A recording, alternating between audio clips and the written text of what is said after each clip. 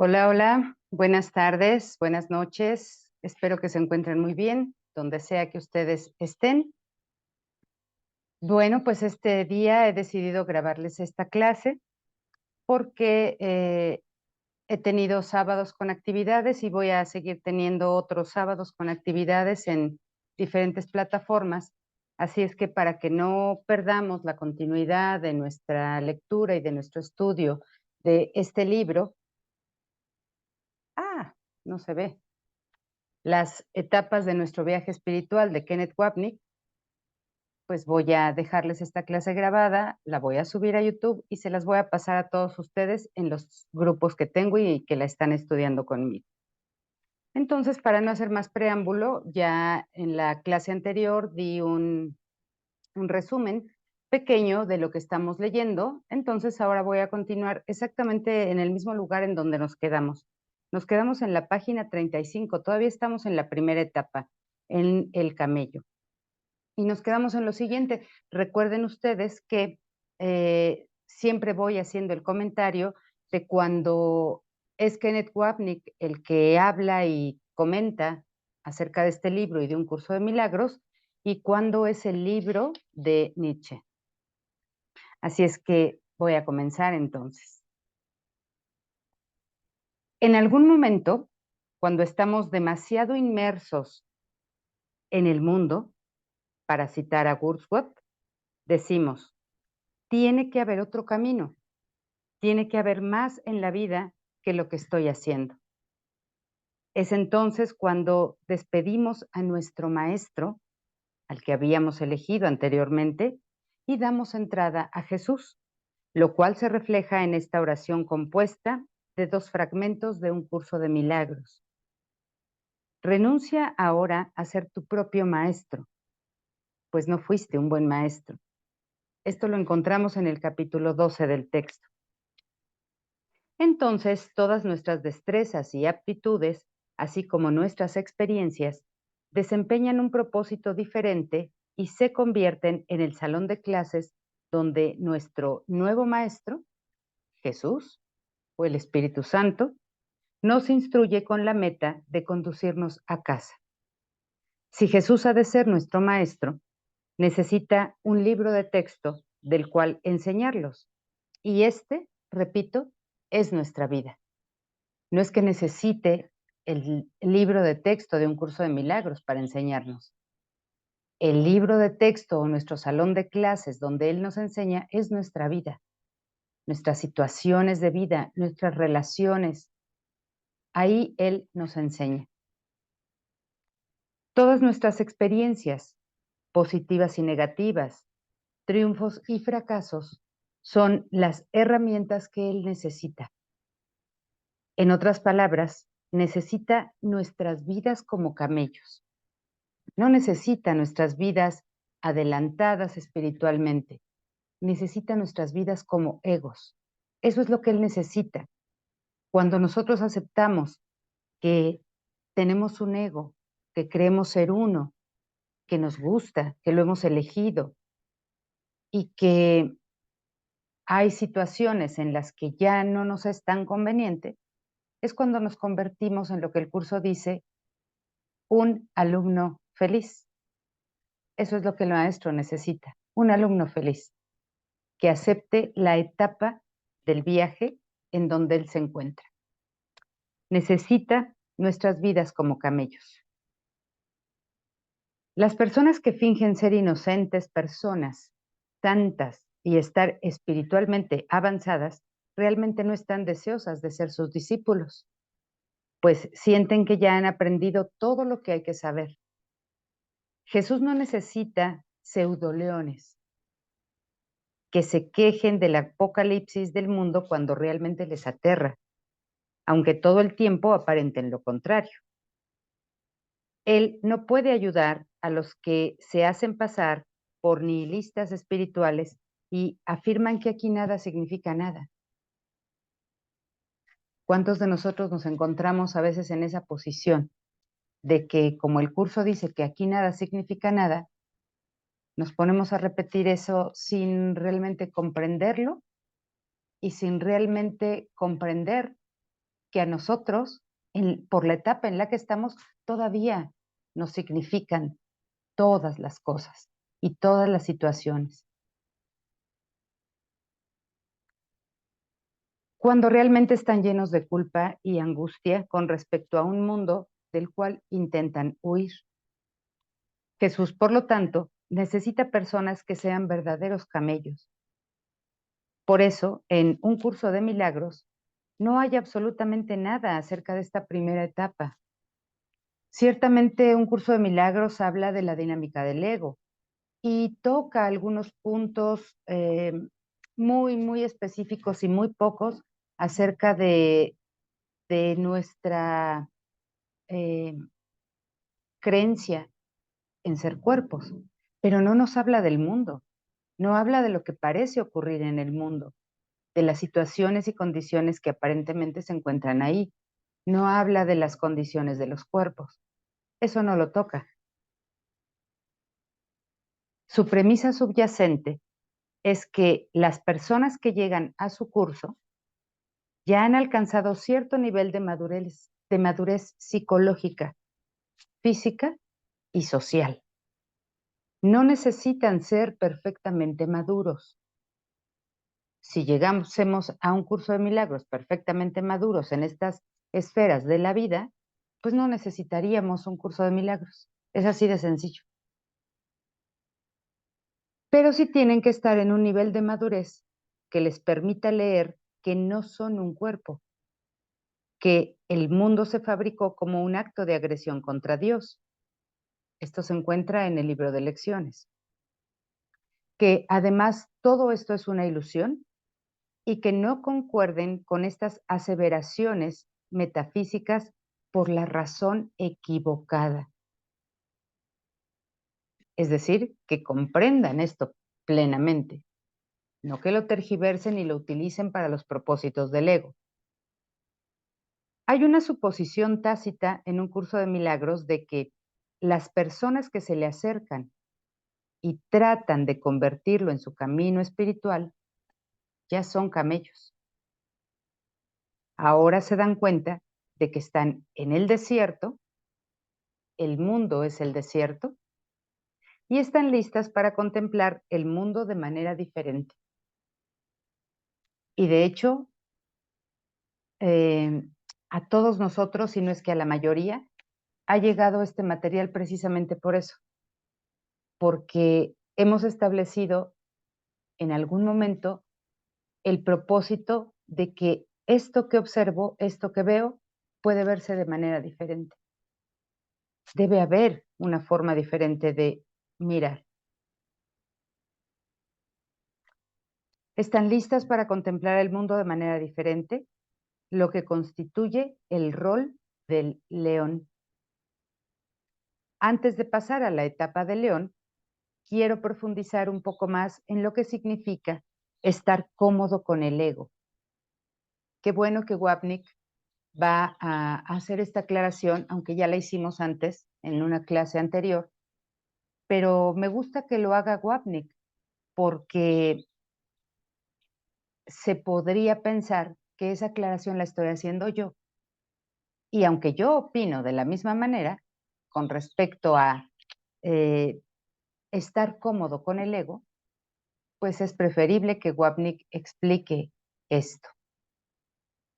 Estar cómodo con el ego, como dijimos anteriormente, no significa que yo esté verdaderamente feliz, que yo esté verdaderamente contento con el ego y con todo su sistema. Eso no significa estar cómodo con el ego. Estar cómodo con el ego significa que tú estás aceptando que hay una carga que tú quieres llevar, que tú elegiste llevar. Y la elegiste no desde esta postura que algunas personas hablan de que hice un trato con los otros, hice un trato de nacer aquí, hice un trato de tener esto. No, no se trata de ningún tipo de tratos. Simplemente elegí ser un ego porque elegí separarme de Dios. Y en eso ya va implícito que yo iba a llevar toda la carga de este mundo pero además sin resistencia, sino aceptándola porque esto es lo que hay en esta etapa. Eso es lo que significa estar cómodo con el ego. Después de eso, ya no vas a estar cómodo con el ego, por supuesto. Tan es así que vas a querer pasar a la siguiente etapa. Tu misma mente va a pedir pasar a la siguiente etapa.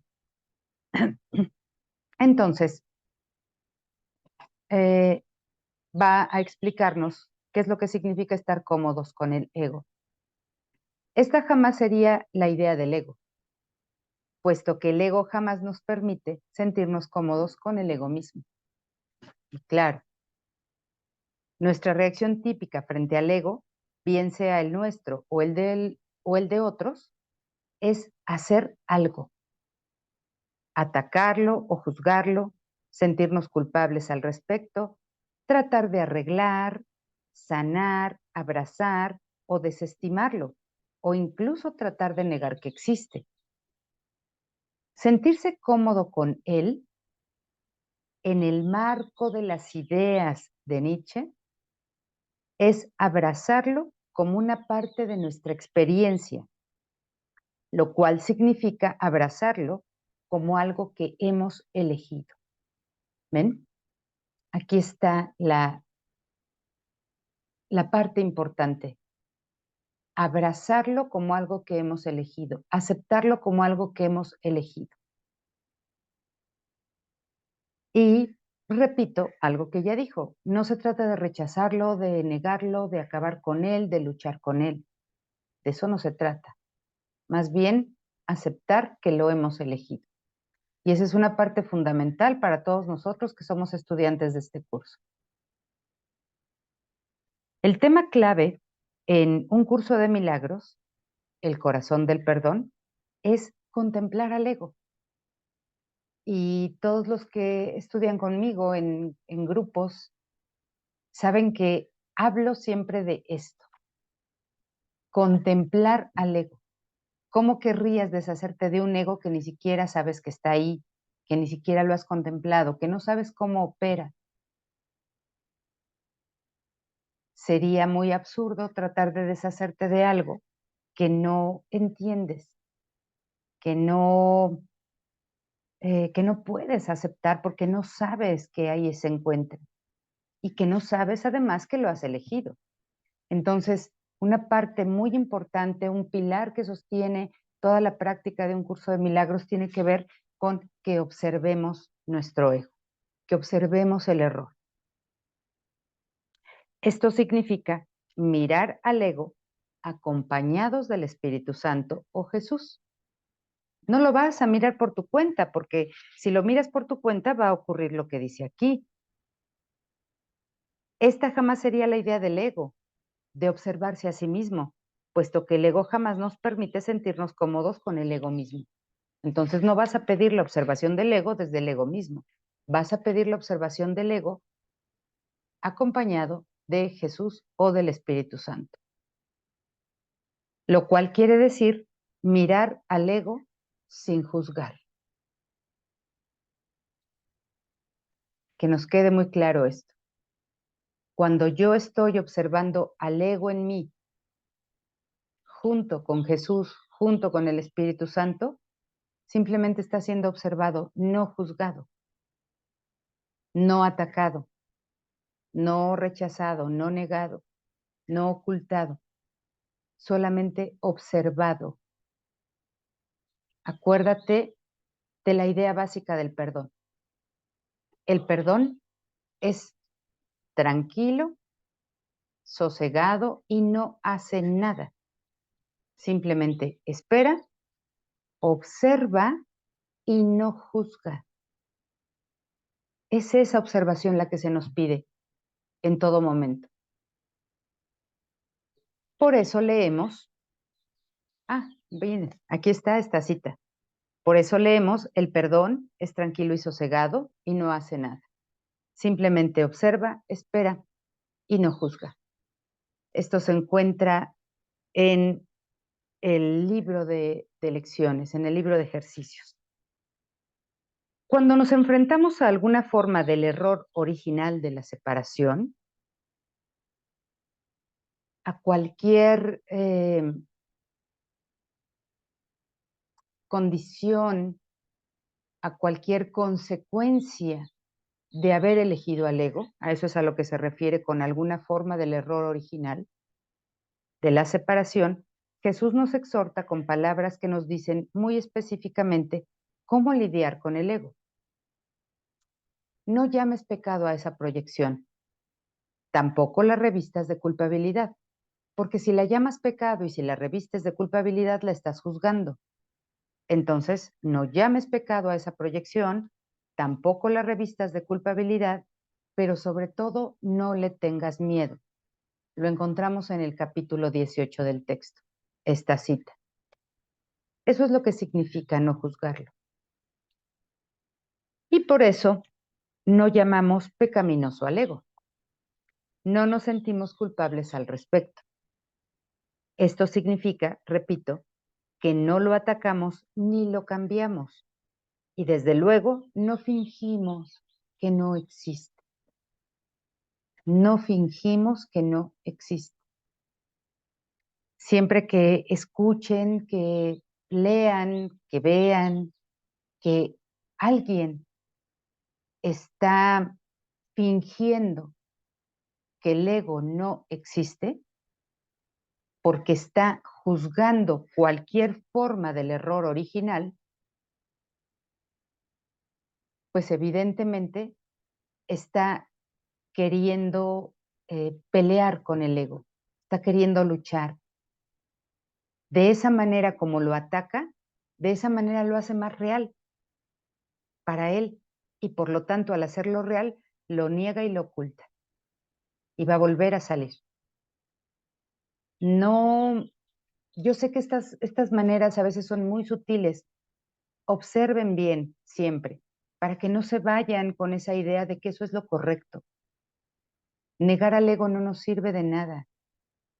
No sana nuestras mentes y más bien lo hace real en ellas, pero sin querer aceptarlo. Se niega, se oculta y vuelve a surgir de nuevo, como otra forma del error original, de separación, de haber elegido la separación y al ego. Desde luego no fingimos que no existe. Simplemente aceptamos al ego porque ya lo hemos elegido. Reconocemos que el ego está elegido de antemano. Ni siquiera tuve que pensar a quién elijo en mi mente. Es que el ego ya está elegido de antemano.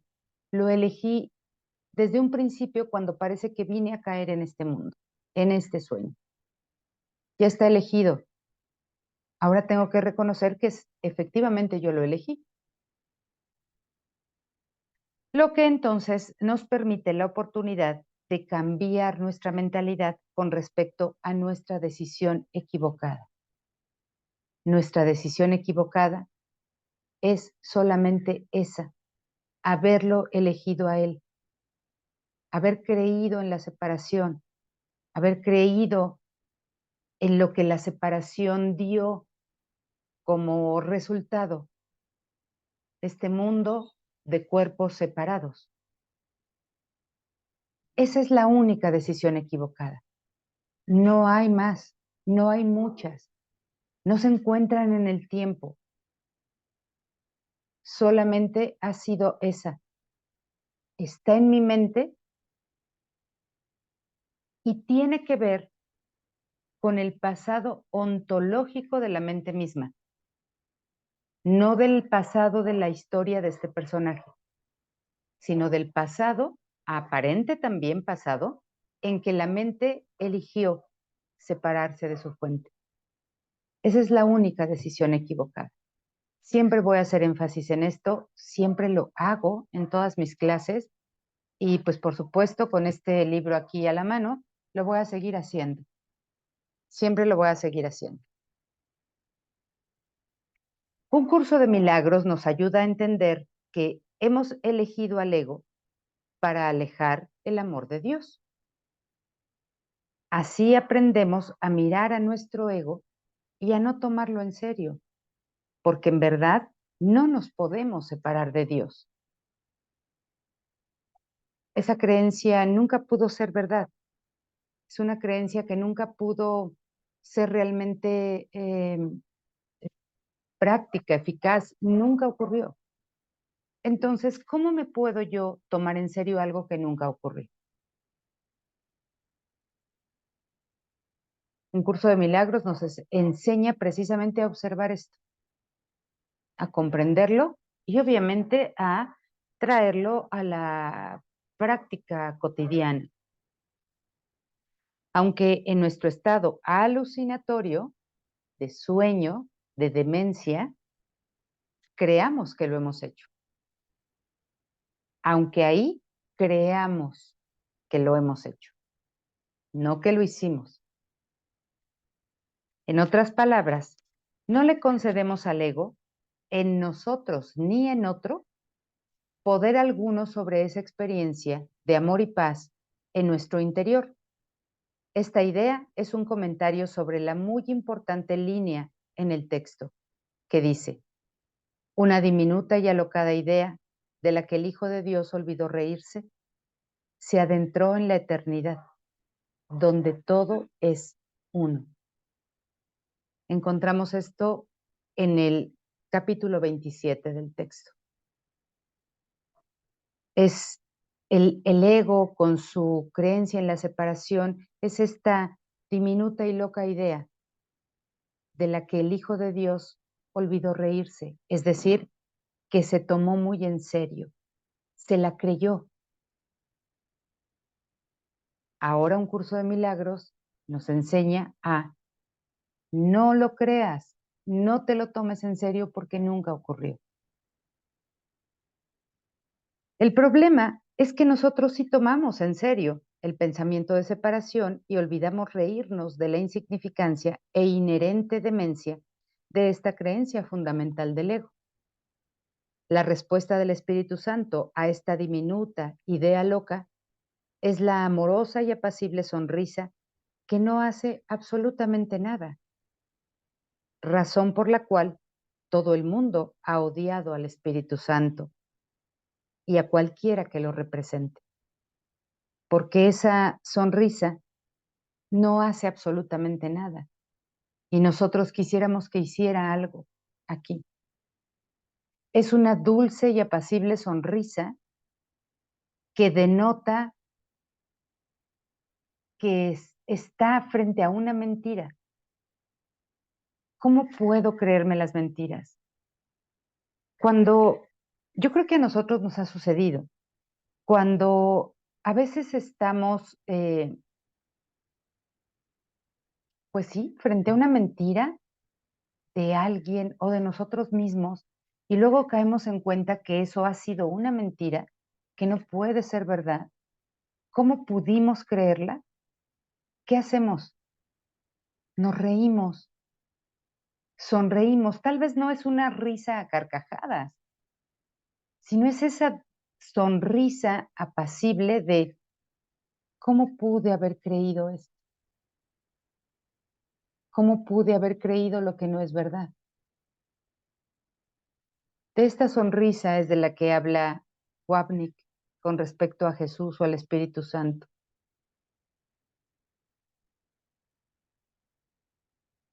Cuando hacemos algo con respecto al ego o con respecto a cualquiera de sus manifestaciones, lo hemos hecho real. ¿Qué quiere decir hacer algo con respecto al ego o respecto a cualquiera de sus manifestaciones? Quiere decir que estás en contra de eso, que quieres que eso no esté, que se elimine, que cambie, que una condición tome otra forma, que una relación tenga otra forma. Eso es hacer algo respecto al ego o con respecto a cualquiera de sus manifestaciones. Eso indica que lo hemos hecho real. Si yo creo que tú me cuentas que tu pareja se fue y que después de tantos años y que estás muy triste o muy enojado o muy angustiado. Y yo pienso que no es posible que las parejas se vayan, que tiene que regresar contigo, porque solamente esa es la única manera en que eres feliz y que Dios quiere que seas feliz. En realidad estoy haciendo real el error del ego. Parece como que estoy a favor de la verdad, pero no, estoy a favor del ego y en contra de la verdad, con una aseveración como esa. Por lo tanto, si yo te dijera, yo te voy a ayudar a que tu pareja regrese, para que tú estés feliz, para que regreses a tu estado de felicidad y de paz, eso es estar a favor del ego y en contra de la verdad. Al luchar contra él, vean, y tratar de cambiarlo, lo único que hacemos es reforzar su realidad para nosotros, lo cual significa que jamás nos libraremos de él.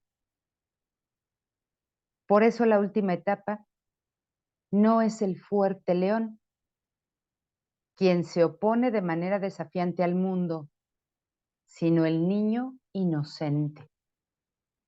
Entonces, vamos ubicándonos todos nosotros en qué etapa estamos de nuestro viaje espiritual y sin juzgar y sin criticar y sin hablar de nadie en particular, también podemos darnos cuenta en qué etapas están otras mentes. Al negarse férreamente a desaparecer un ego que de por sí no existe, pero que quieren deshacerlo a toda costa. Esa no es la etapa inocente, esa no es la etapa de la verdad, esa no es la última etapa del viaje. La inocencia, voy a adelantarme aquí un poco, la inocencia es el estado de ser que por ser inocente no ve ataque en ninguna parte, no ve culpabilidad en ninguna parte, no ve que nada ni nadie le esté haciendo daño y se siente plena y totalmente seguro. Entonces, si tú estás en una etapa en donde todavía te sientes amenazado por los errores del ego, pues entonces no estás viendo desde tu inocencia, no estás viendo desde tu santidad, porque la santidad y la inocencia en ti aceptan lo que haya, sin negarse, sin resistirse, sin luchar, sin pelear, sin querer aventarle una bomba al ego para que explote en mil pedazos y se deshaga.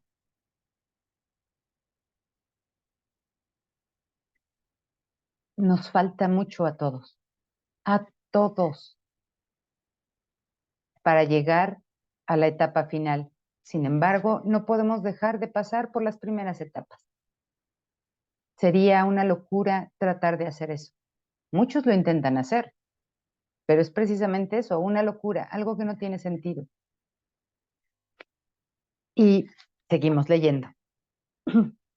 Sigue comentando Wapnick aquí. La risa de la que habla Jesús debe destacarse. No es, perdón, la risa de la que habla Jesús debe destacarse.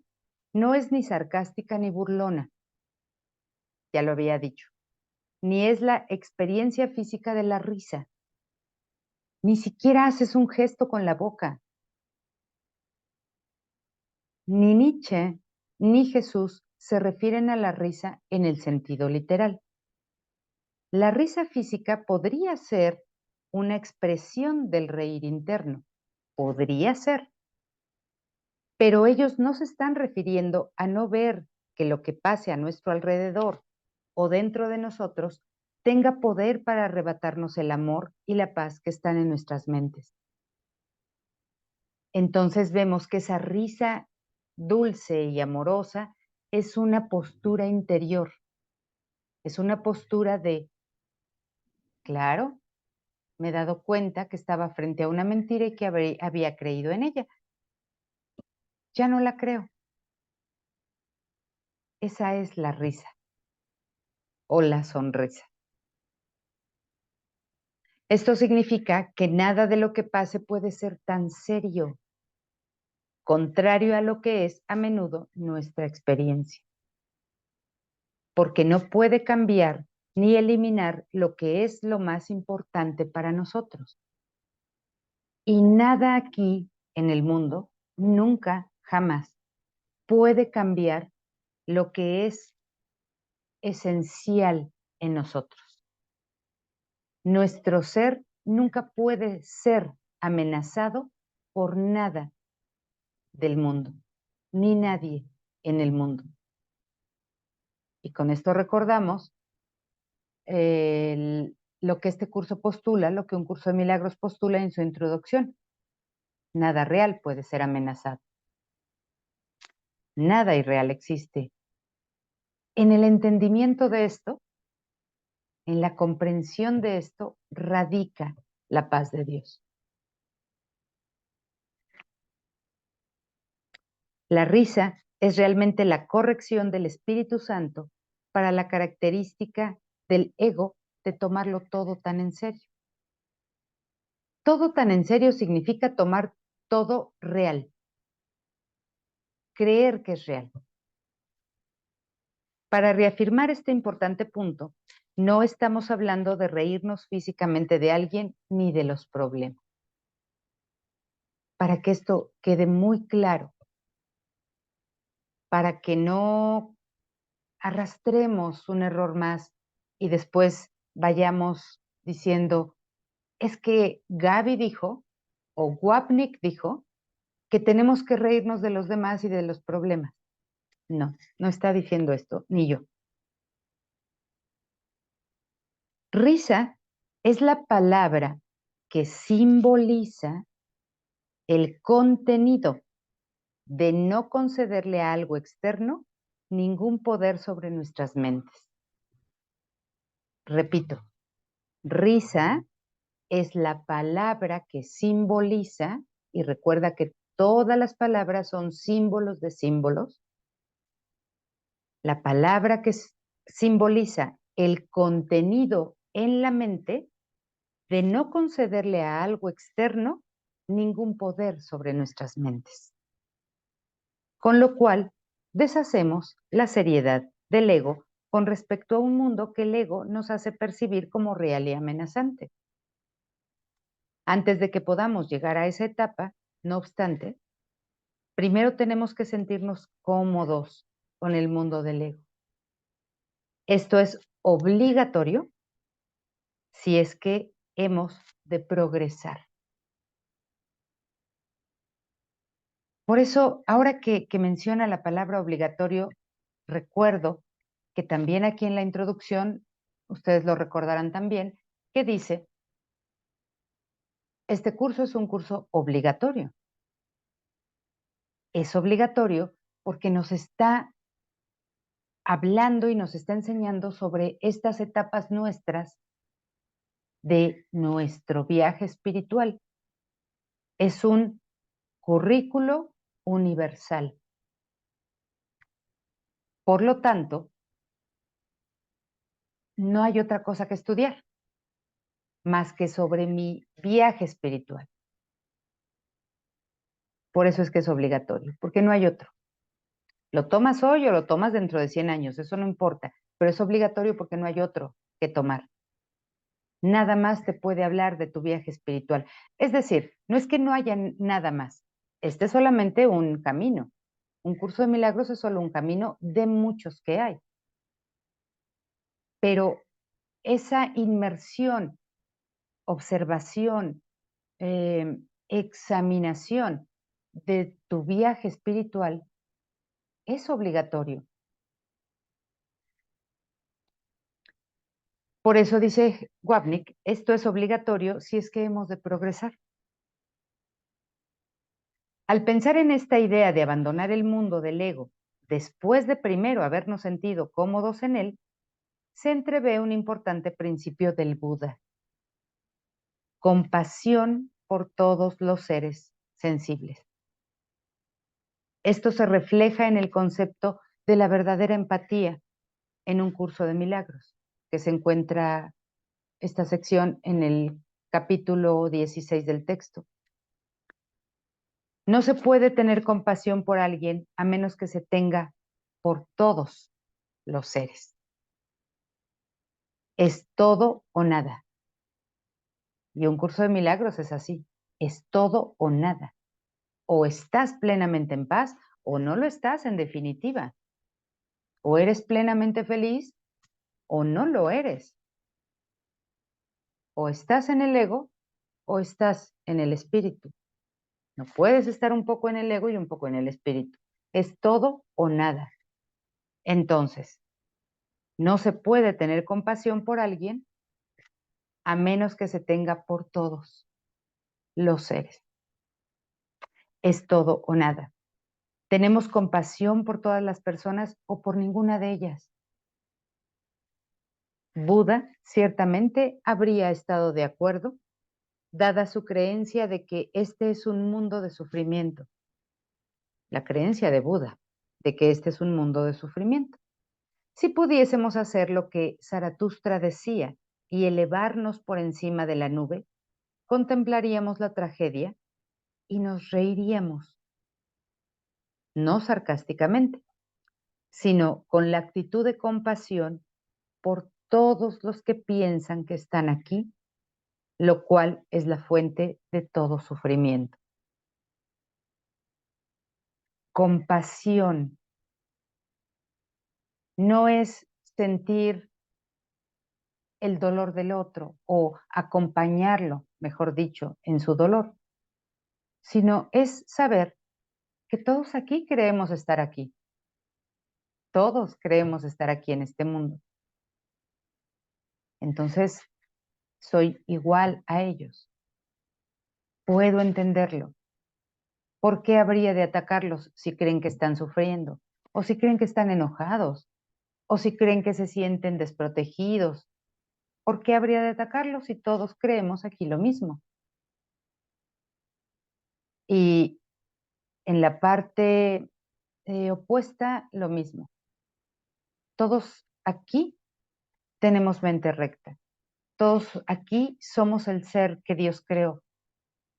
¿Por qué habría yo de creerme más que los otros si todos somos el Hijo de Dios? ¿Ven? Es todo o nada. O todos somos iguales o ninguno lo somos. Por eso es que puedo tener compasión por todos. Y todos es todos, no nada más todas las personas. Buda habla de todos los seres sensibles.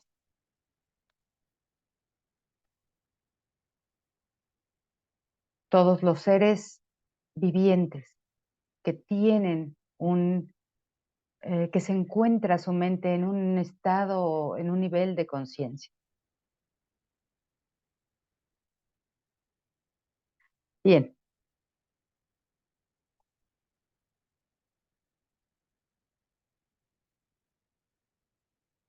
Al estar por encima del campo de batalla, reconocemos que la filiación es una y que nadie está separado de nosotros. Con otras palabras, lo que acabo de decir, lo que acabo de comentar.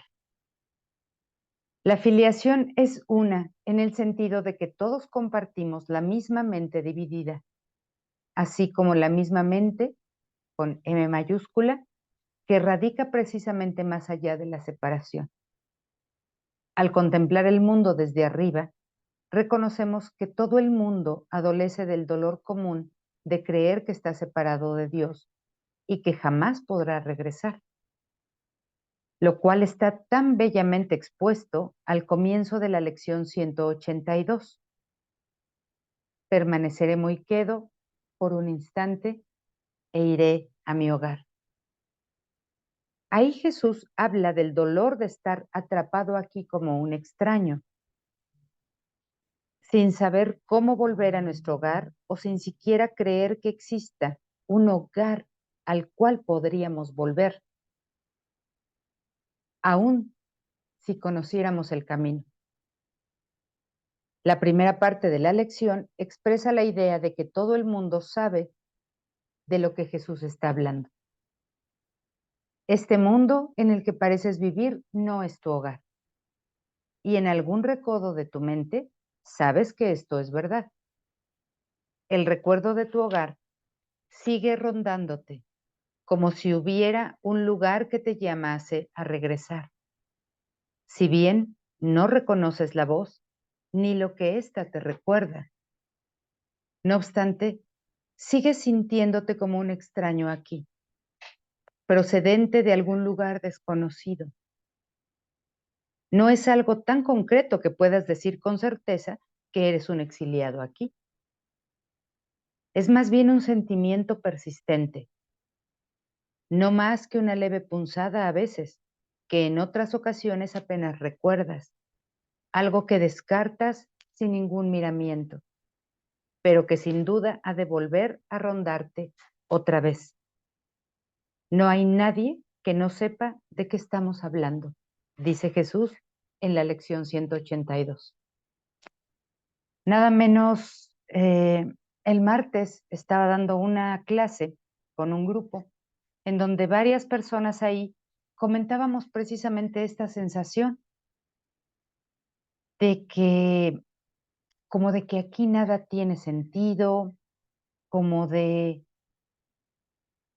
no sé qué estoy haciendo aquí, como de me despierto con miedo a vivir, porque creo que el vivir no va de lo que a mí me pasa o de lo que yo vivo. Todos hemos experimentado eso aquí.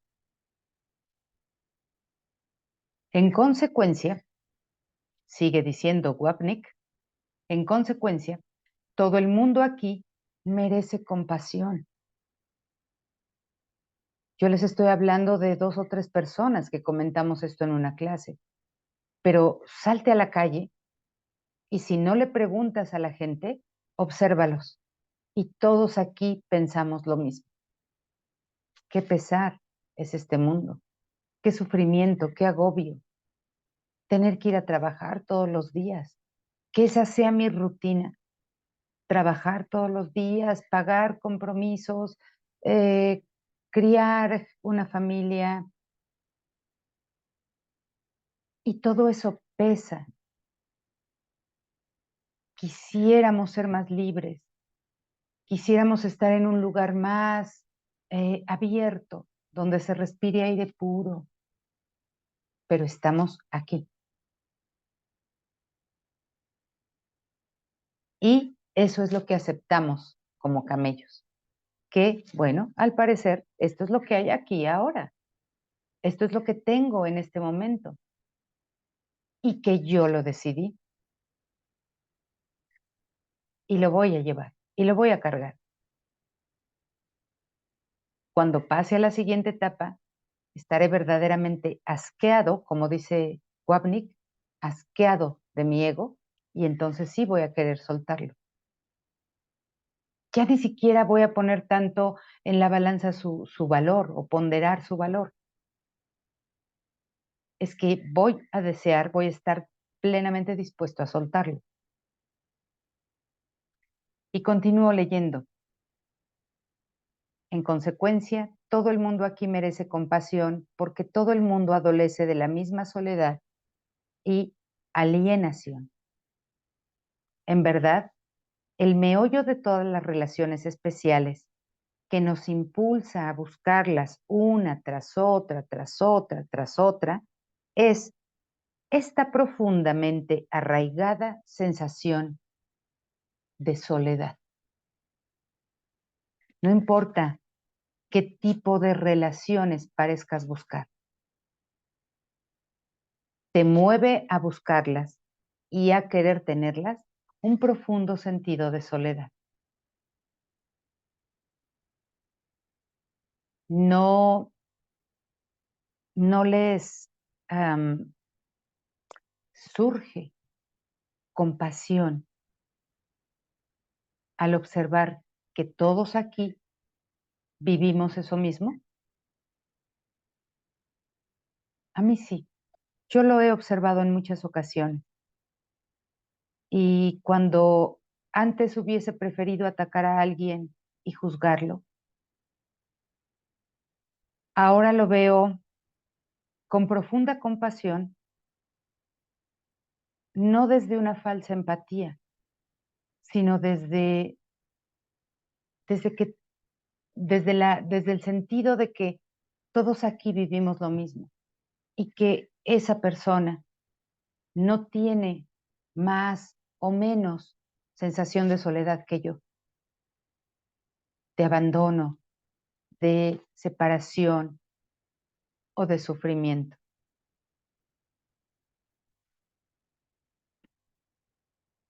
Desesperadamente queremos la compañía y el consuelo de otro cuerpo, con la mágica esperanza de mitigar el dolor de la mente por sentirnos separados de nuestra fuente.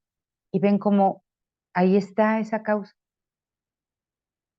contenida en la mente y cómo de ahí surgen todos los aparentes formas de error de esa causa, de la única, sentirnos separados de nuestra fuente. Este fue el pensamiento que nos motivó al principio a fabricar un mundo y luego a escondernos como fragmentos dentro de cuerpos separados.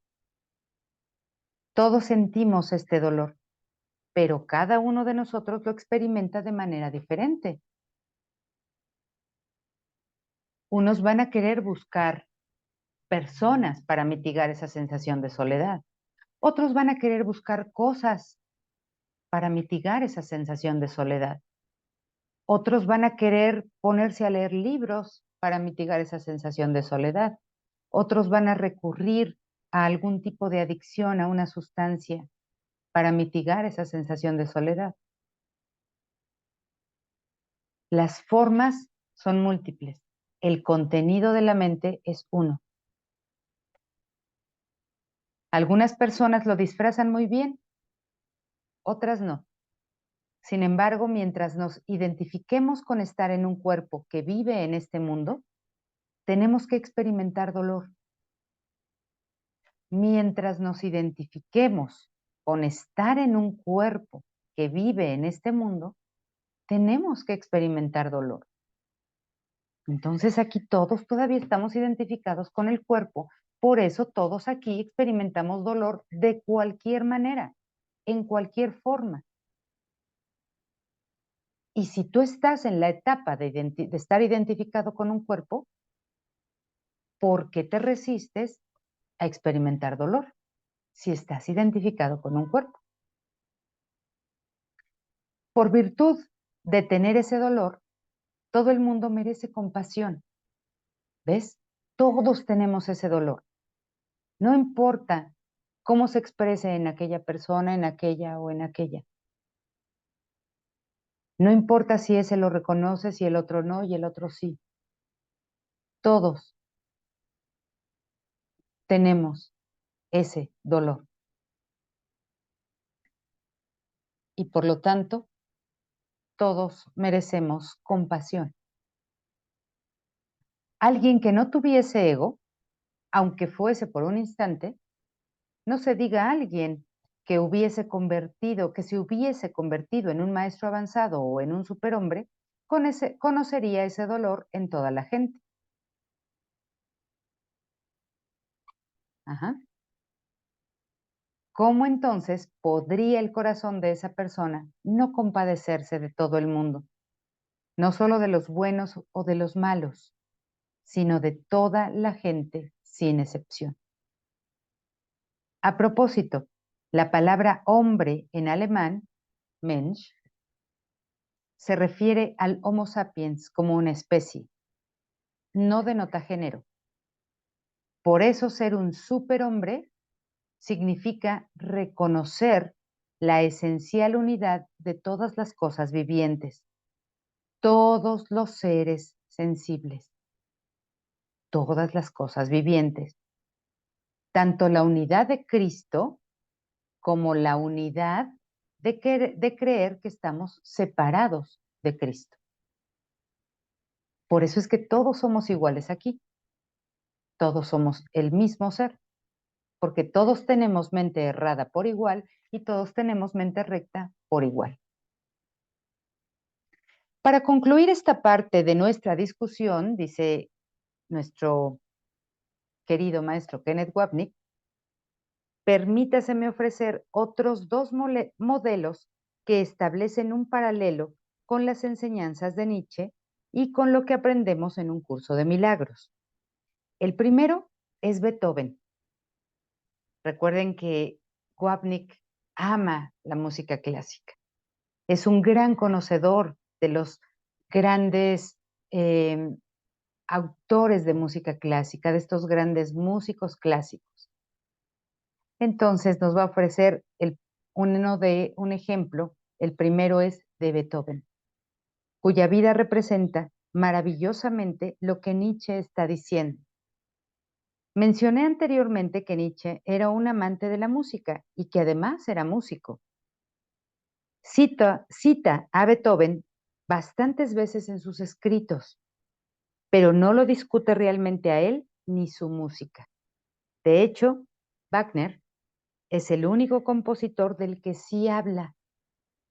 En algún nivel, no obstante, tiene que haber conocido la música de Beethoven y puede que incluso haya conocido intuitivamente que los tres periodos que caracterizan su obra son un ejemplo perfecto del camello, del león y del niño. Vayan a escuchar a Beethoven y vayan a escucharlo con alguien que les pueda acompañar en esa escucha y que les pueda explicar. Alguien que sepa de la vida de Beethoven y alguien que sepa de esto, por supuesto. El primer periodo de la música de Beethoven, el cual constituye esencialmente los primeros 32 años de su vida, hasta el 1803, el año de la tercera sinfonía, la heroica, es ejemplo de un camello. Incluso aquí Wapnick nos da las referencias de cuál música representa esa etapa. Entonces, esta tercera sinfonía, la heroica, es ejemplo de un camello. A Beethoven le costó lo suyo. Sin duda, este no es el periodo de su música más excelsa. Compuso los dos conciertos para piano y dos sinfonías, las primeras 20 sonatas para piano y los primeros 6 cuartetos para cuerdas. Son composiciones maravillosas, pero ninguna de estas le hubiese asegurado su reputación como uno de los compositores más grandes del mundo.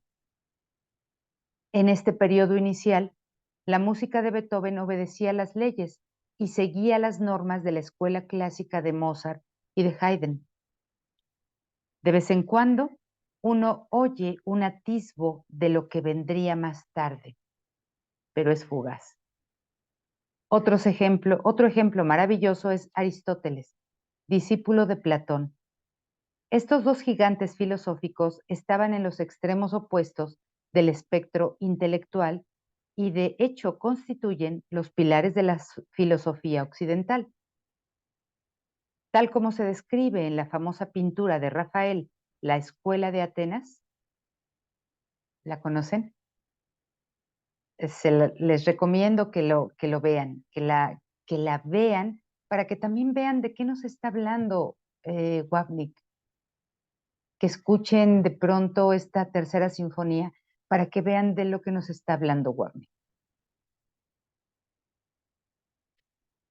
La pintura de Rafael, La Escuela de Atenas, la filosofía de Platón nos lleva hacia adentro, mientras que la de Aristóteles nos conduce hacia afuera. ¿Les suena a algo? Con todo lo majestuosamente brillante que es el sistema de Aristóteles, sigue siendo un sistema del mundo. Hay que reconocerle a Aristóteles, y lo menciono aquí porque viene al caso, que él permaneció con Platón hasta la muerte del maestro, y solo entonces se marchó para formar su propia escuela y producir su impresionante obra. En otras palabras, a él también le costó lo suyo. Si bien la influencia de Platón en su pensamiento es evidente, siguió su propio camino. Pero hasta donde sepamos, Aristóteles respetaba a su maestro y no atacó la academia, que es la escuela de Platón. Aprendió todo lo que pudo y luego emprendió su propio camino, como lo hizo Beethoven cerca de 2 milenios más tarde. En resumen, la etapa del camello es donde aprendemos nuestro oficio. En esta clase que les comentaba del martes, yo le comentaba a la gente algo acerca de mí que es, en realidad es muy genuino. Parece de pronto una postura pues superflua o no real. Es verdad en mí, es genuino, se los digo muy, muy honestamente, muy sinceramente.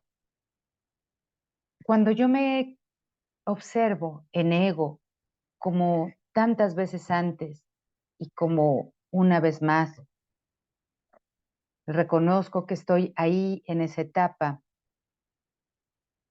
y puedo trabajar lo que me corresponde en ese momento, tengo una sensación de gusto, de disfrute, de alegría, de poderme dar cuenta que yo todavía estoy en esa etapa de camello. Entonces, lo que ese camello o lo que esa etapa supone que traiga, ya no será una verdadera carga que quieres quitarte de encima, ni algo a lo que te resistes, ni con lo que luchas.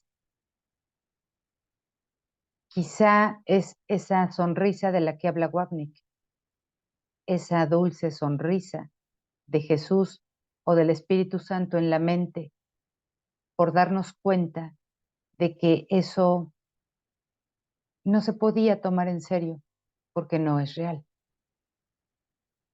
De alguna manera lo está mencionando aquí, cuando dice que la etapa de camello es donde aprendemos nuestro oficio. Aprendemos acerca del cuerpo y del mundo al aprender todo lo que haya que aprender como parte de nuestro salón de clases, nuestro guión.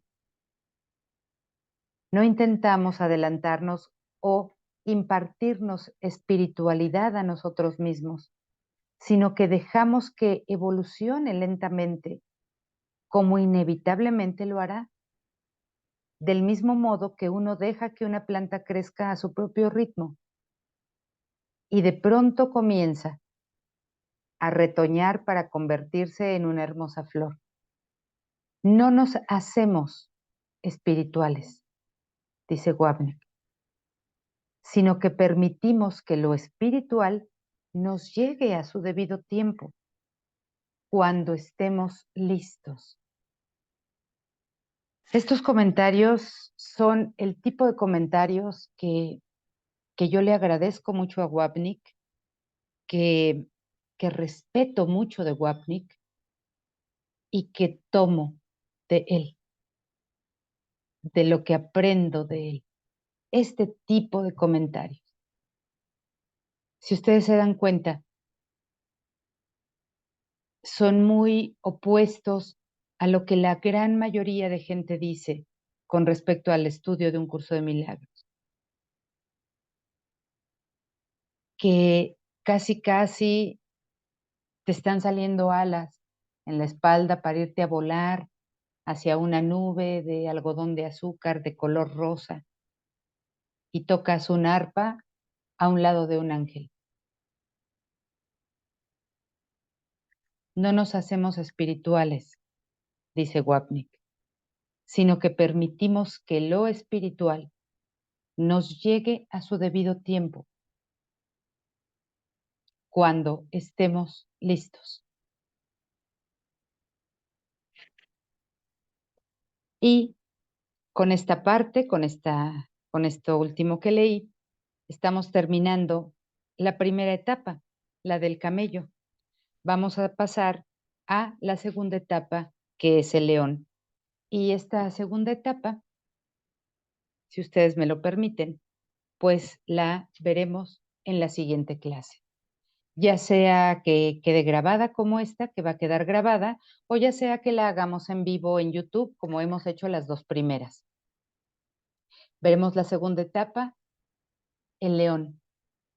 Vamos a ver, obsérvense, por favor, obsérvense cómo van, cuáles son los que ustedes creen que son sus avances, cuáles son los que ustedes creen que son sus retrocesos, los que ustedes creen, porque el curso dice otra cosa con respecto a los avances y a los retrocesos.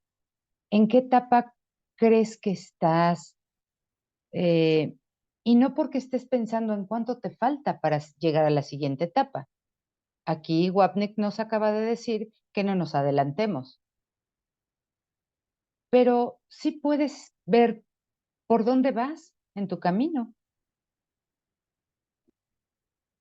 Entonces, obsérvense con esto que hemos leído, sigan observándose y, y vamos a esperar a ver qué nos dice la etapa de León. Vamos a ver quién de nosotros podría estar ahí o no.